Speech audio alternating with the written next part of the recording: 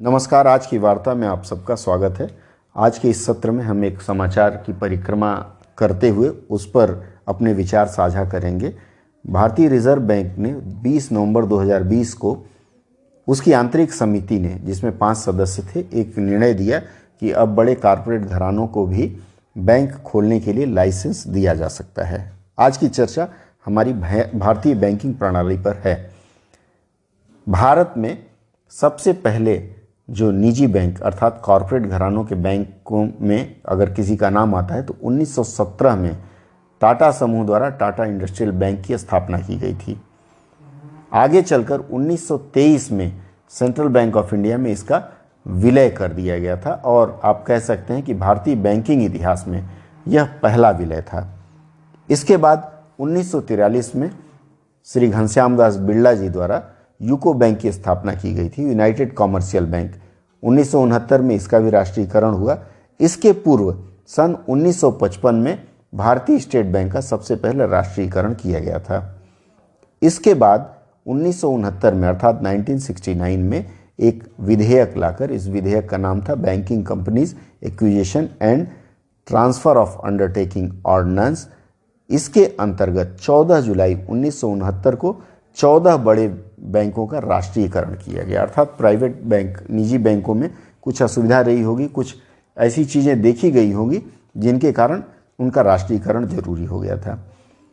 6 बैंकों का 1980 में पुनः राष्ट्रीयकरण किया गया, जिसमें Punjab national bank, Vijaya bank, oriental bank, corporation bank, Andhra bank और न्यू बैंक ऑफ इंडिया थे। इन बैंकों के राष्ट्रीयकरण के बाद काफ़ी दिनों तक बैंकों के निजीकरण की पुनः एक बार बात चलने लगी थी और इस निजीकरण की प्रक्रिया में कई बातें आई गई। सन 2013 में भारतीय रिजर्व बैंक ने पुनः एक बार निजी बैंक खोलने का एक अवसर दिया था। इस अवसर पर आईडीएफसी फर्स्ट बैंक और बंधन बैंक को ही लाइसेंस मिल पाया था। हालांकि अन्य कॉरपोरेट घरानों ने भी आवेदन किया था पर उन्हें लाइसेंस नहीं मिल पाया था। अब आइए हम इस लाइसेंसिंग प्रक्रिया और बैंकों के कितने प्रकार हैं उसके बारे में जानने का प्रयास करते हैं। अब अगर हम बैंकों के प्रकार का विभाजन करें तो हम उसमें देखेंगे कि 4 प्रकार के बैंक भारत में चलते हैं। पहला बैंक है जिसे कॉमर्शियल बैंक कहा जाता है। कॉमर्शियल बैंक अर्थात इसे पब्लिक सेक्टर के बैंक कहा जाता है। इसमें आपके कुल बैंकों का कुल 50% शेयर बैंक के पास रहता है और बाकी चीज़ें लोगों के पास रह सकती है। सबसे पहले 27 पब्लिक सेक्टर बैंक थे, लेकिन अब एक दूसरे में विलय होते होते कुल 12 रह गए हैं। इसके बाद कॉमर्शियल बैंक की श्रेणी में प्राइवेट बैंक आते हैं जो आज कुल 21 हैं। इसके बाद रीजनल रूरल बैंक अर्थात क्षेत्रीय ग्रामीण बैंक आते हैं जो कुल 44 हैं और इसके अलावा कुछ विदेशी बैंक भी हैं जो आजकल भारत में काम कर रहे हैं। दूसरा प्रकार जो बैंकों का आता है वह है स्मॉल फाइनेंशियल बैंक। तीसरा प्रकार है पेमेंट बैंक और चौथा है कोऑपरेटिव बैंक। पेमेंट बैंक अर्थात भुगतान बैंक और कोऑपरेटिव बैंक, इस तरह से कुल 4 बैंक हैं।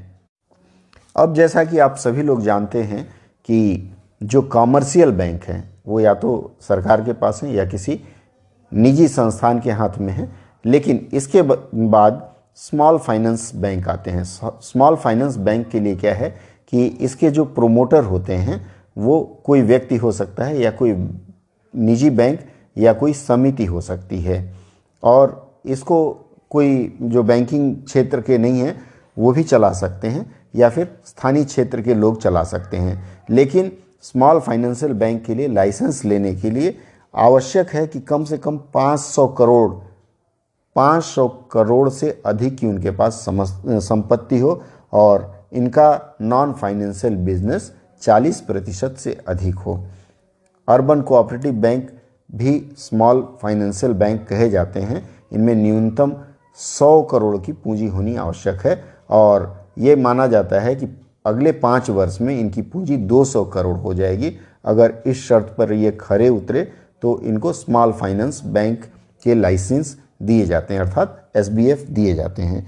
इसके बाद जो अगला बैंक है पेमेंट बैंक अर्थात भुगतान बैंक, ये भुगतान बैंक कोई भी समिति इसकी सेवा दे सकती है, लेकिन इसके लिए शर्त है कि इसका परिचालन डिजिटल माध्यम से होगा और इसमें कई सारी चीज़ें ऐसी हैं जो आम बैंकिंग सुविधा के समान नहीं मिल पाती।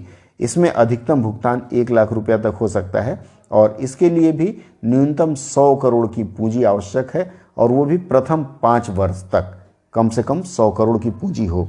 ये बैंकिंग नियमावली 1949 की धारा 22 के अंतर्गत लाइसेंस प्राप्त होते हैं और इनकी शुरुआत भारतीय रिजर्व बैंक ने 19 अगस्त 2015 को किया था, या कह सकते हैं इसकी स्वीकृति प्रदान की थी। अगली जो बैंकिंग की प्रक्रिया है जिसे कोऑपरेटिव बैंक कहते हैं, ये कोई समिति चलाती है। इसमें अर्बन कोऑपरेटिव या प्राइमरी कोऑपरेटिव बैंक के नाम से चलता है। इसको भी अभी तक भारतीय रिजर्व बैंक के अधीन नहीं किया गया था, लेकिन 26 जून 2020 को भारतीय रिजर्व बैंक ने बैंकिंग विनियमन रेगुलेशन अमेंडमेंट ऑर्डिनेंस एक विधेयक ला करके कोऑपरेटिव बैंक को भी रिजर्व बैंक ऑफ इंडिया, भारतीय रिजर्व बैंक के अधीन करने की बात कही है और यह भी बैंकिंग अधिनियम 1949 के अंतर्गत आता है। 1 मार्च 1966 को कोऑपरेटिव बैंकों को बैंकिंग अधिनियम के अंतर्गत लाया गया था। इसमें स्टेट कोऑपरेटिव सोसाइटी एक्ट, मतलब जो भी राज्य हैं उनके कोऑपरेटिव सोसाइटी का जो अधिनियम है उसके अंतर्गत बैंकों को पंजीकृत किया जाता है और इन पर बैंक के समस्त नियम लागू होने के साथ साथ कोऑपरेटिव सोसाइटी एक्ट 1955 भी लागू होते हैं। इसके जो सदस्य होते हैं वही सदस्य इसके ग्राहक भी होते हैं, अर्थात जो संचालन कर रहे हैं वही इसके ग्राहक भी होते हैं। तो दोस्तों, आज की चर्चा में बस यहीं तक। अगली चर्चा में हम फिर कुछ नया चीज़ लेकर के हाजिर होंगे। तब तक आप हमारे इस सत्र को लाइक करना और दोस्तों में शेयर करना ना भूलें।